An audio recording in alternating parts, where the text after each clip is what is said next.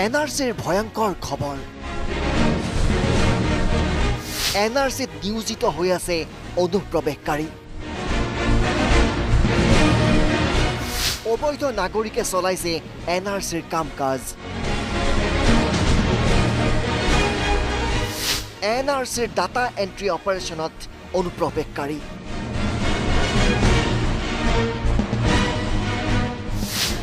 এজন বিজেপি বিধায়কৰ চাঞ্চল্যকৰ অভিযোগ ৰাষ্ট্ৰীয় নাগৰিকপঞ্জীৰ চূড়ান্ত খচৰা প্ৰকাশলৈ মাজত মাত্ৰ কেইটামান দিনহে বাকী আছে আৰু এনে সময়তে এনআৰচিক লৈ চাঞ্চল্যকৰ অভিযোগ আনিছে বিজেপি দলৰে এজন বিধায়কে ৰাজ্যৰ 11খন জিলাত অনুপ্ৰৱেশকাৰী এনআৰচিৰ কামত হেনো জড়িত হৈ আছে এই বিস্ফোৰণ ঘটাইছে হোজাইৰ বিজেপিৰ বিধায়ক শিলাদিত্য দেৱে অসমত 11টা জিলা য'ত মানে বাংলাদেশী মুছলমানৰ মেজৰিটি হৈ আছে আপোনালোকে তাতে যদি চাই গম পাব যে যিমান কম্পিউটাৰ অপাৰেটৰ্ছ আছে তেওঁলোক হ'ল নিজে ইমিগ্ৰেণ্ট মানে এজন ইমিগ্ৰেণ্ট আৰু এজন ইমিগ্ৰেণ্টৰ তেওঁলোকে ডিচিশ্যন ল'ব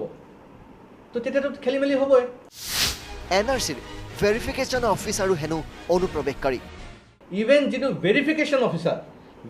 অফিচাৰো আপোনাৰ ইমিগ্ৰেণ্ট নেচাৰেলি এটা চিম্পেথি থাকিব ইমিগ্ৰেণ্টৰ কাৰণে আৰু তাৰ কাৰণে কি হৈছে তেওঁলোকে আপুনি চাব যে যিমান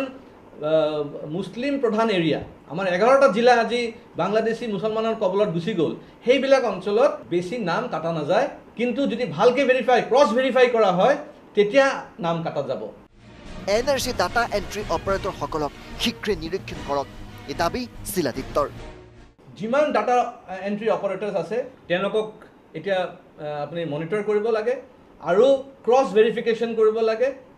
আমাৰ যিসকল অসমীয়া অফিচাৰ্ছ আছে তেওঁলোকৰ ওপৰত সেই দায়িত্ব দি পেলাই পঠাব লাগে তেওঁলোকক ফুল ছিকিউৰিটি দিব লাগে খালি হাজেলা ডাঙৰীয়াক ছিকিউৰিটি দিলে নহ'ব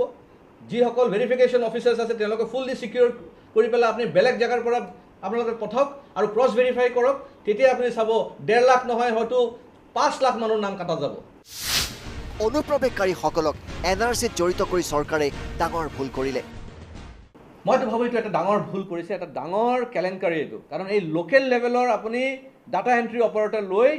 আমি এনআৰচিৰ এণ্টাৰ প্ৰক্ৰিয়াৰ লগত আমি বিশ্বাসঘাতকতা কৰিছোঁ অসমীয়া মানুহৰ লগত আমি বিশ্বাসঘাতকতা কৰিছোঁ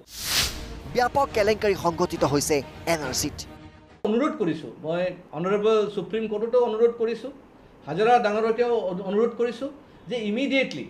ক্ৰছ ভেৰিফিকেশ্যনৰ কাৰণে এই 11টা জিলাত ব্যৱস্থা ল'ব লাগে আৰু নহ'লে এই এনআৰচিত মানি লোৱাটো বহুত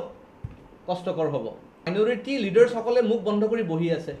যিবিলাক বাংলাদেশী মুছলমানৰ এডভকেচি কৰি থাকে তেওঁলোকে আজি মুখ বন্ধ কৰি বহি আছে কিহৰ কাৰণে বহি আছে তাৰমানে তেওঁলোকে এটা বস্তু কনফাৰ্ম হৈ গ'ল যে তেওঁলোকৰ বাংলাদেশী মুছলমানসকলৰ নাম এনআৰচিৰ পৰা কাটা নাযায় কাৰণ